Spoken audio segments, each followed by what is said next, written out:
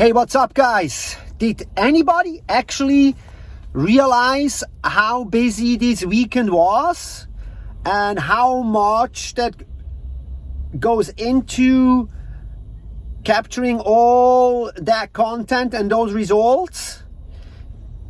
Let's just talk about this real quick and recap this weekend, what was going on, because it was kind of crazy in my opinion. And in my opinion, it would also be super cool if you guys would reward my videos with a nice like. Not for me, but for these darn bloody algorithms on all these social media platforms. Because frankly, if you don't get a like on your content is not being brought out. That means, like, even if I follow a page, if people don't like it, I might not see it because the algorithms decide to kind of like who to show it to and when, and then if it does well, then they show it to more people, even though you're following this page. I mean, how ridiculous is that? So help us with a like. So let's count out real quick what was going on this weekend. I'm counting first on a local note. We had, or let's start with the biggest ones. We had the Viking one. The Viking was a big one. The Midsummer Viking Challenge from Casper over in Copenhagen. Huge. So many paddlers, so many miles. You can look it up online. I think over 8,000 kilometers were paddled, and they were getting money for a charity this way. So very busy, a 2-day weekend there with full-on action. Another really big one was actually the ICF SUP World Cup over in Budapest. Kind of gone a little bit unnoticed, but it took a little moment to find the results. They were not very obvious to find, but hey, wasn't that a thing? Noik the chicken there, he is putting down the hammer with winning the sprint and the long distance, as well as the tag race. So huge weekend over there in Budapest. There were definitely some internationals there looking for that qualification over to go to Poland and skipping the preliminary rounds. So that was Budapest. So okay, so we're 2 down 2. The third one was the Euro Tour over in Gran Canaria, and we see how kind of like the SUP community is splitting up a little bit now. Some are going this way, some are going that way.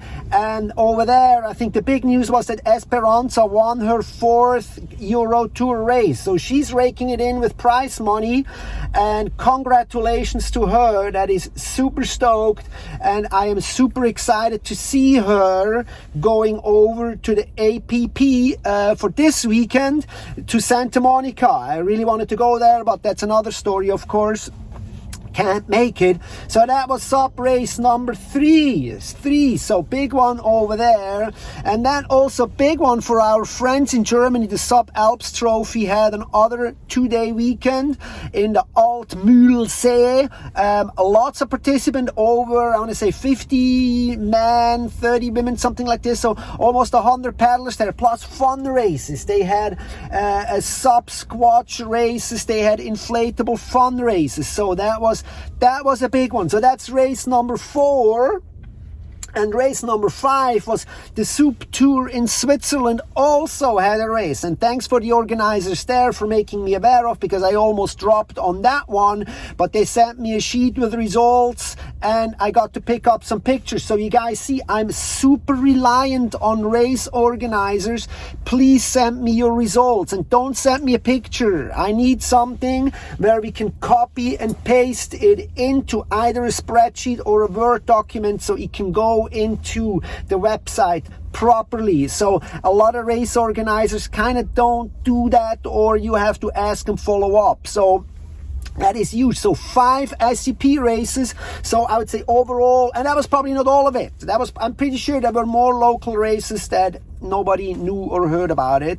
But there's nothing we can do, because if the organizers are not doing a good marketing in the PR, us media cannot post anything. So we gotta know what's going on. So help us with this. And then on top of that, we also had 2 wingfoil festivals. And yes, I'm going down the route of wingfoiling as well. I'm super excited about it. I like to follow the sport. I see a lot of similarities on the growth of that sport with SUP. It's a lot of athletes are crossing over, so I'm following that one as well. So we had a big wingfoil festival in northern Germany, where as at the PR on that note, actually very good, lots of videos, content, and a professional PR company actually following up with a post-event news. And from what we heard, there was 12,000 people came over the course of the time. There's festival style, if people want to try it out. And on the same note, of course, there also was competition. They had a German wingfoil championship there. On days when there is no wind, they're pump foiling. And the same thing was in Switzerland, and sadly that probably divided the wingfoil community a little bit. The GWA had its Engadine wing at the legendary Lake Silvaplana in the Swiss Alps by St. Moritz, a very well-known place in the windsurf community forever. And it was another great event. There was a world elite, or most of them met there, and they did a great job with the PR. Every day I received a newsletter. Every day we had a YouTube video recap. Every day we had what was going on. Everything was in English. I translated it into German as well for our German readers. So stuff is going on, guys, and everything comes pouring in, and I'm sitting at my computer on the weekend sorting out Dropbox pictures, WeTransfer pictures, looking through U-Book, looking through Facebook, looking through Facebook, who's posting what, is there like a result I can find or a picture I can find from the smaller events. So here is my message to you guys.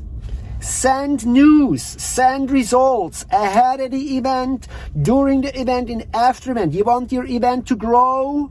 Make it happen with PR. Push the like button. Help me with my work. It doesn't cost you anything. Push the like button. Share the content. More people want to see it. You wanted this thing to grow?